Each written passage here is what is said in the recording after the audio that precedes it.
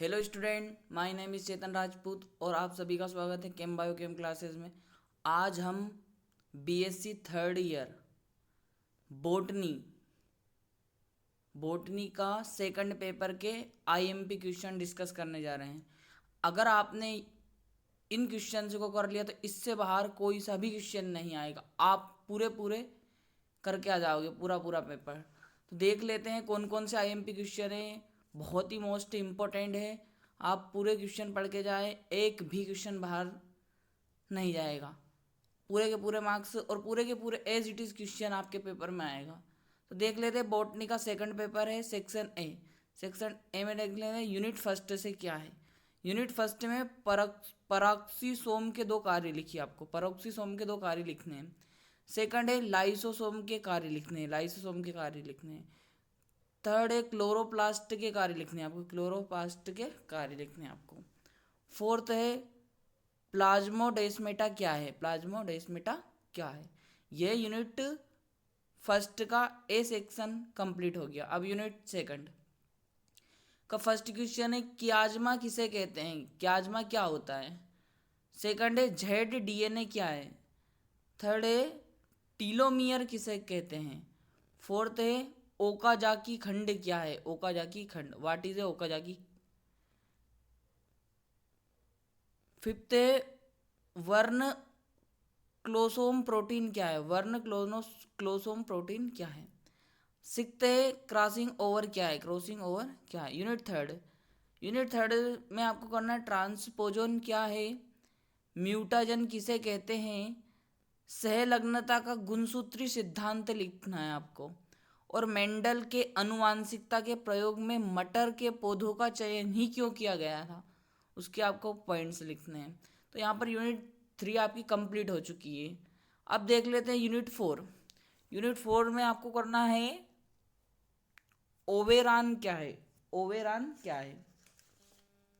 उसके बाद कुछ जीन दूसरे जीन की अभिव्यक्ति का नियमन करते हैं, कुछ जीन दूसरे जीन की व्यक्ति का नियमन करते हैं, इसको आपको समझाना है।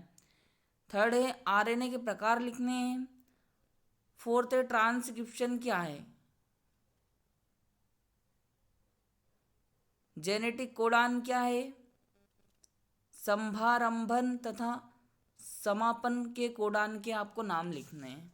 तो ये आपको छोटे छोटे क्वेश्चन हैं जो सेक्शन ए में। तो यूनिट फोर कंप्लीट हो गई है। अब यूनिट फाइव देख लेते हैं।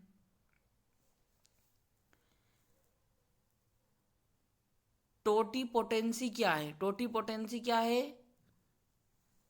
उसके बाद आपको अगला टोटीपोटेंसी के बाद है आर्कर जीन्स क्या है।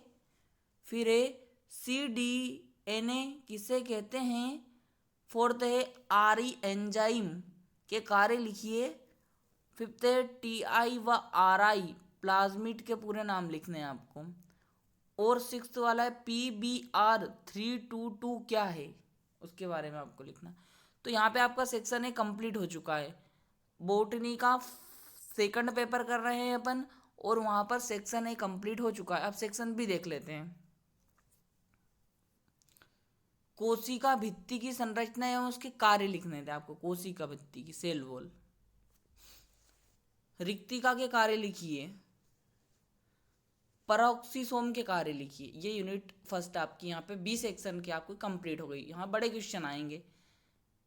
यूनिट सेकंड लेम्प ब्रश और पॉलीटीन क्रोमोसोम या गुणसूत्र पर टिप्पणी लिखिए। लेम्प ब्रश और पॉलीटीन क्रोमोसोम या गुणसूत्र पर टिप्पणी लिखिए। सेकंड है समसूत्री और अर्धसूत्री कोशिका विभाजन में अंतर लिखिए, माइटोसिस और मियोसिस सेल डिवीजन। थर्ड है सेंटोमियर की स्थिति के आधार पर गुणसूत्रों के प्रकार लिखिए, on the basis of centromere types of chromosome. आपको इंग्लिश वालों को ये है। यहाँ पे यूनिट टू कंप्लीट हो चुकी है।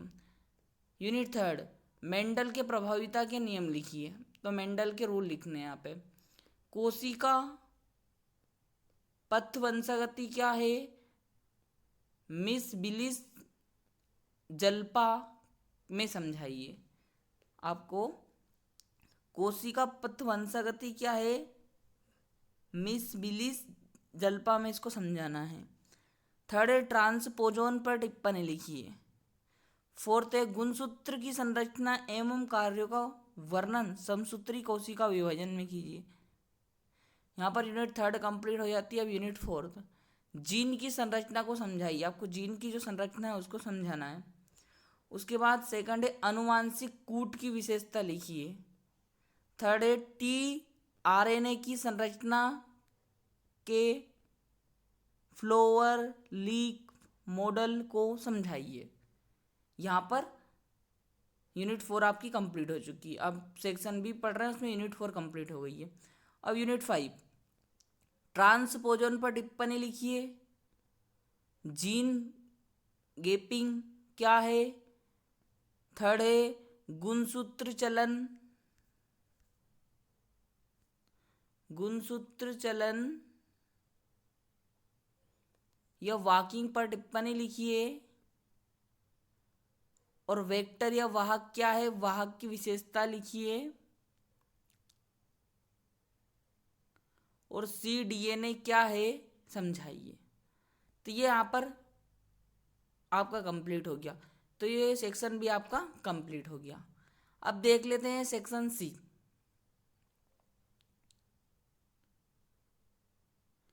यूनिट फर्स्ट सेक्शन सी में प्लाज्मा मेम्ब्रेन की संरचना का फ्लूट मोजेक मॉडल आपको समझाइए। मोस्ट इंपोर्टेंट है, हर एग्जाम्स में पूछा जाता है। सेकंड है गाल्दी बॉडी या ईआर या माइटोकॉन्ड्रिया या लाइसोसोम की संरचना व कार्य का वर्णन कीजिए।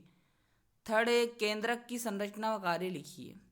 यूनिट सेकंड डीएनए द्विगुणन क्या है, इसकी क्रियाविधि महत्व को समझाइए। सेकंड है न्यूक्लियोसोम मॉडल पर निबंध लिखिए। थर्ड है डीएनए की संरचना के वॉटसन तथा क्रिक मॉडल का वर्णन कीजिए। फोर्थ है गुणसूत्र की संरचना कार्य को वर्णन कीजिए। गुणसूत्र को इंग्लिश में क्रोमोसोम बोलते हैं। फिफ्थ है समसूत्री कोशिका विभाजन की विभिन्न अवस्थाओं को लिखिए। सिक्स्थ है गुणसूत्र में होने वाले संरचनात्मक एवं कार्यात्मक परिवर्तन को समझाइए।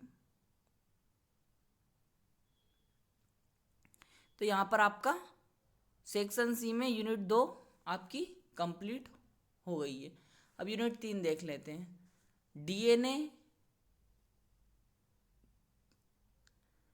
आपको यूनिट थर्ड में पहला जो क्वेश्चन है वो है डीएनए क्षति एवं सुधार पर आपको टिप्पणी लिखनी है। डीएनए क्षति एवं सुधार पर आपको टिप्पणी लिखनी है। बी है स्वतः एवं प्रेरित म्यूटेशन को समझाइए। स्वतः एवं प्रेरित म्यूटेशन आपको समझाना है मतलब। सहलग्नता क्या है, इसके प्रकार एवं महत्व को लिखिए।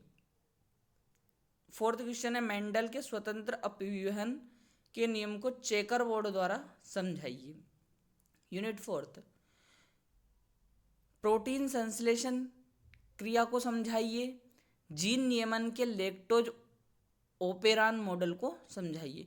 यूनिट फिफ्थ आनुवांशिक अभियांत्रिकी क्या है, इसकी तकनीक लिखिए। एग्रोबैक्टीरियम की जैविकी को समझाइए। क्लोनिंग वेक्टर क्या है, इसके प्रकार को समझाइए। पादप उतक संवर्धन तकनीक को समझाइए। यहाँ बीएससी थर्ड ईयर का बोटनी का सेकंड पेपर के इम्पोर्टेंट क्वेश्चन थे। अगर ये वीडियो आपके लिए हेल्पफुल रहा हो तो please like subscribe and share the video. Thank you for watching this video.